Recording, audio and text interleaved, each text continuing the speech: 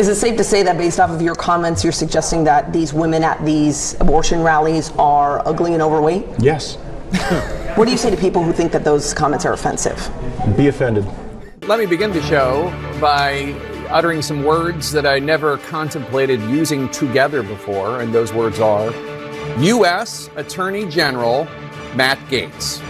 Because if you were wondering what Trump without the guardrails looked like, well, we're getting an idea beyond the theoretical. We are starting with breaking news on so many fronts related to President-elect Donald Trump's transition. President-elect, of course, Trump announced just minutes ago on Truth Social that he is picking Republican Congressman Matt Gaetz of Florida to be the next U.S. Attorney General. Scott, I don't think I'm divulging or betraying any confidences to say that when we told you the news, you were in disbelief. Are you not entertained? I mean, this is the most entertaining transition I've ever seen. No, I was as surprised as Paula, because it's not a name that we had seen. You know, we'd seen some reporting, a lot of different names, frankly, a lot of really sort of well-heeled Washington legal types that were on the list. So I'm as surprised as anyone.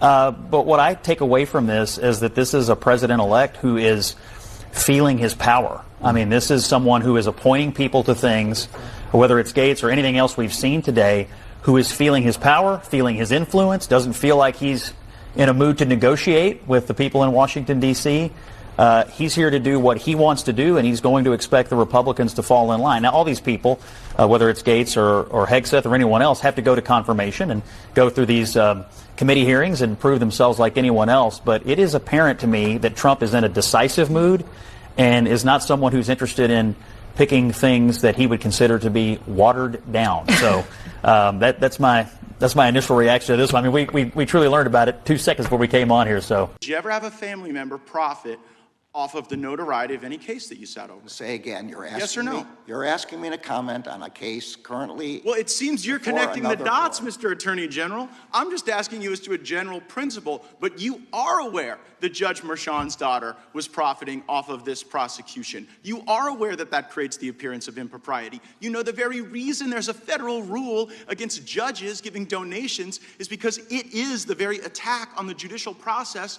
that we're concerned about. I'm sorry, I don't agree with anything you just said, but I'm not going to comment on that was a fact. Okay, so you won't comment on it, Mr. Attorney General, but you had no problem dispatching Matthew Colangelo. Who's Matthew Colangelo? That is false. I did not dispatch Matthew Colangelo. Matthew That's Colangelo, false. Matthew False. Colangelo became the Assistant Attorney General at the very beginning of the Biden administration.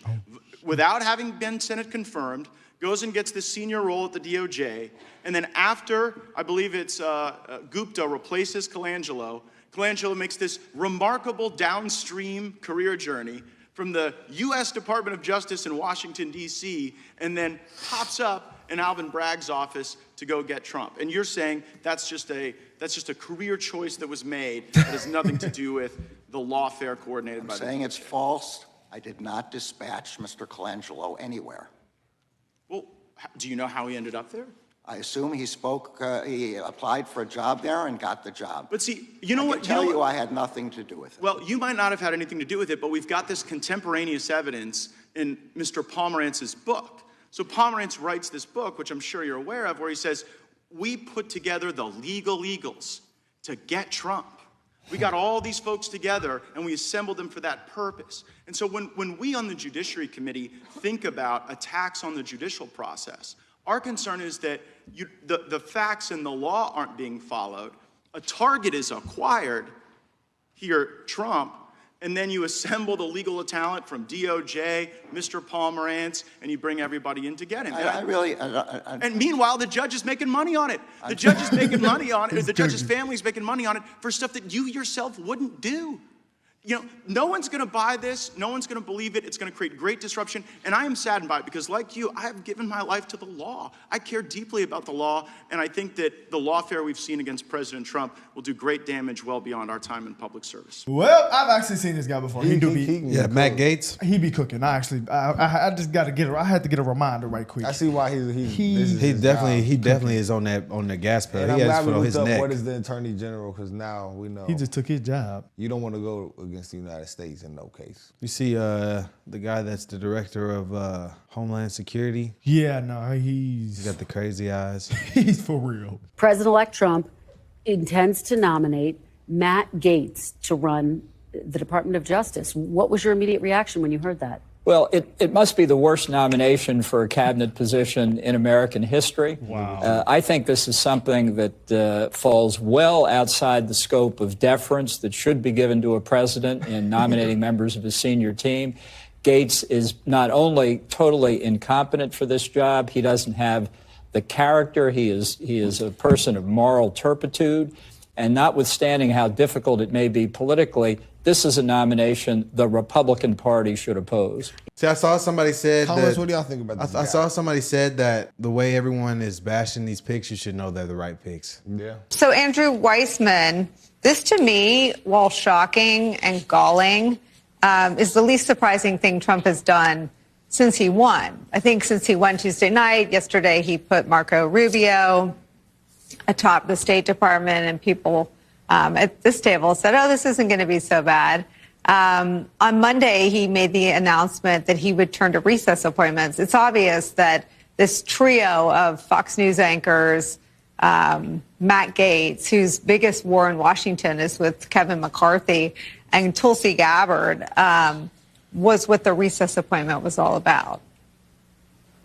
Yeah, I sort of had two reactions to this announcement, and one is very similar to yours, which is we have in the president-elect somebody who is clearly not tethered to facts or law, and so we shouldn't be surprised that he has selected to nominate, yet to be confirmed, somebody for the Attorney General and somebody for the Department of National Intelligence that are not just unqualified, but have shown that they're untethered to the facts and maybe also the law. So that shouldn't be surprising. And the other is really this idea of that somehow Matt Gaetz is going to be the person who prevents and stops weaponization when he is the exhibit A to weaponization. I mean, we are in pure George Orwell 1984 land where, they say black is white and we're supposed to believe it. All right. The pick of Congressman Matt Gaetz to be the next U.S. Attorney General, your reaction? Well, I was walking off the Senate floor just moments ago when the news was announced. You could literally hear the jaws dropping to the floor of Republican senators who are now going to be in a position to stand up to Donald Trump in a way that they have been unwilling to. I mean, listen, Matt Gaetz is dangerously unqualified, but that's not the worst of it. Trump's chief defender when it comes to Trump's assault on democracy, his attempt to overthrow the government on January 6th, and he has openly called for the abolition of law enforcement agencies if they don't get in line with conservative political priorities. This is going to be a red alert moment for American democracy. Matt Gaetz is being nominated for one reason and one reason only, because he will implement Donald Trump's transition of the Department of Justice from an agency that stands up for all of us to an agency that is simply an arm of the White House designed to persecute and prosecute Trump's political enemies.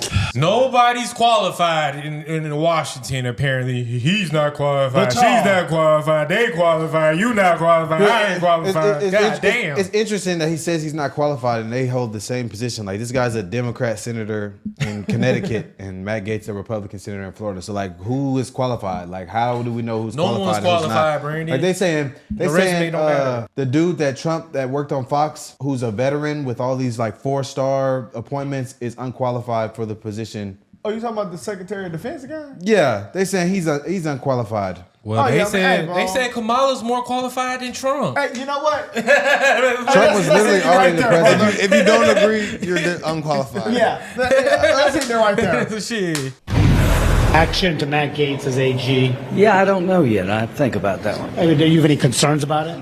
We'll see.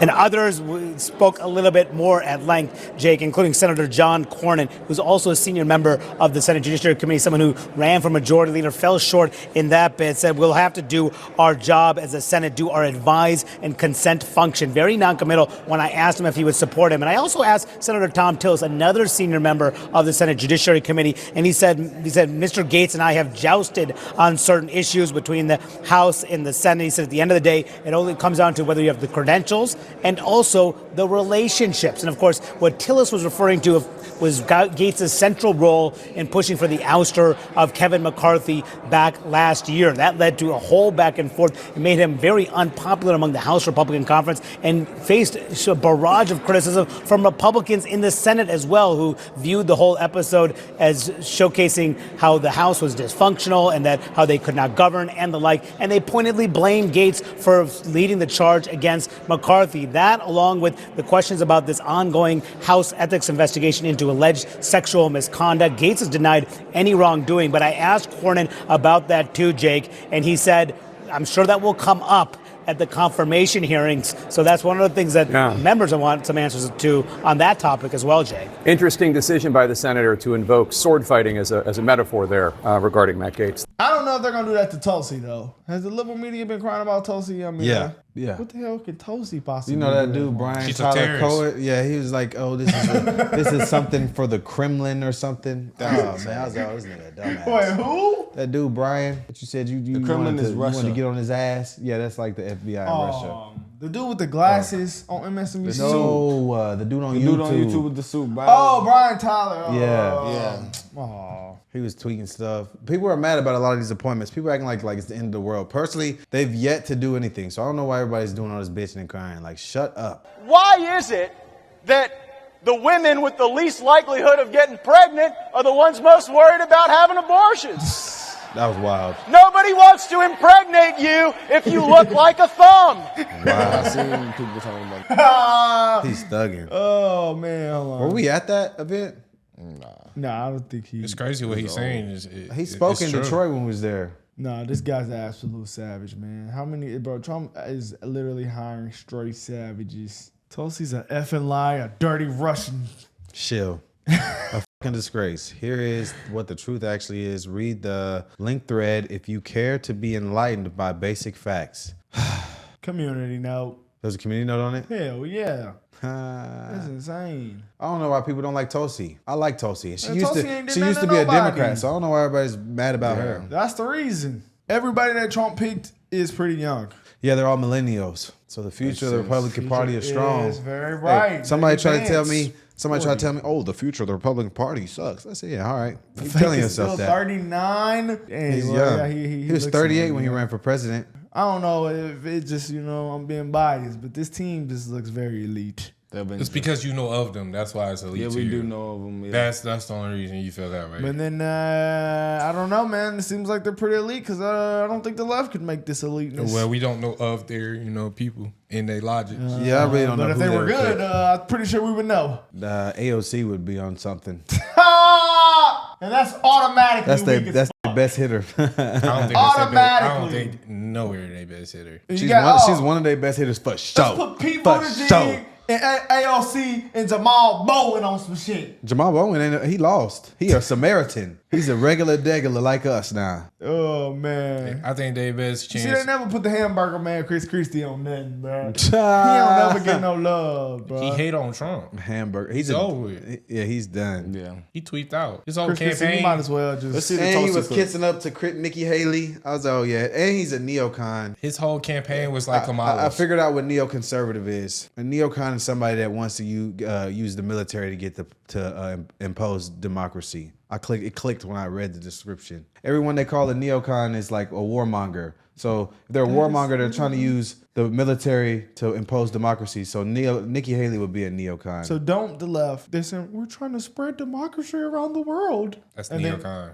And then, No, I and think, then someone was I think having. America tries to do that. neocon. I agree with The that. con in neocon is conservative. I know, but they're the ones claiming that they're trying to do that. So but they're implementing. Let's see the Neocon is saying they're going to do wars to push democracy. Yeah, they advocate for Yeah, the it's military to impose democracy. Did they not literally do that now? Well, yeah, Democrats in this that's why people say the Democrat Party is pro-war because they were talking about supporting all the wars we got going on. Well, it's in the help of democracy. Kamala was. That's Yeah, literally okay. yeah. No, you're right though. Here now, newly nominated Director of National Intelligence, Tulsi Gabbard. Well, first of all, congratulations, Tulsi. We're all very proud of you. Take us into the room or the airplane when this was offered to you. How did it go down? We had a great conversation and talked a little bit about the work that needs to be done. And I was grateful and honored to accept President Trump's offer to serve our country and support his objective to defend the safety, security, and freedom of the American people as the Director of National Intelligence. How do you think foreign capitals are taking your nomination and the nomination of other people in the national security apparatus? It's a good question. I think President Trump has already shown how active he has been in not waiting around for day one on January 20th or 21st, but he's already leading. He's already engaging with so many of these world leaders around the world on the phone constantly. And he's showing the kind of leadership that the American people voted for.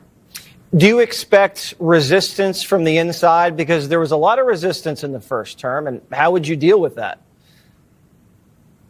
The American people delivered quite an incredible mandate for change in this election, with the popular vote and the electoral vote overwhelmingly saying, hey, we want Donald Trump as president, and we've had enough of the Harris-Biden regime.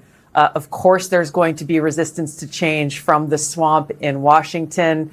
I think that's kind of the point. The American people are saying, hey, stop looking at yourselves, stop focusing on your own power, your own position, your own bank accounts. How about we have leaders in Washington who are actually looking out for the American people? And on every issue across the board, that's really what it comes down to with what President Trump is trying to accomplish is we have to make sure that our government puts the interests of the American people first. How did you think the Biden meeting went today? It was interesting to see that Biden didn't seem to be able to stop smiling. For them to have sat there for what she said a couple hours and good. I'm glad that they sat there. They had a seemingly good conversation.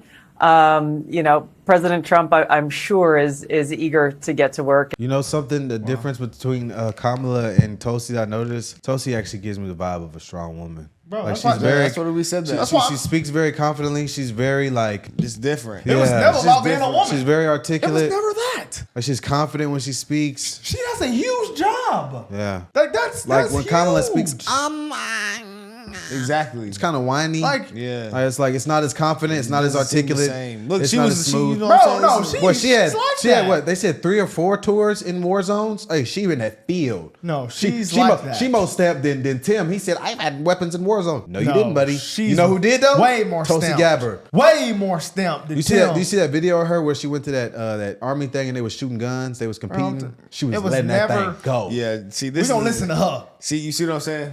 There's a difference. It was never about that. Nobody said that's There's definitely a difference. Hey, I think if there's ever a woman president, she'll definitely be a Republican. The first woman president. Let us know what y'all think, guys.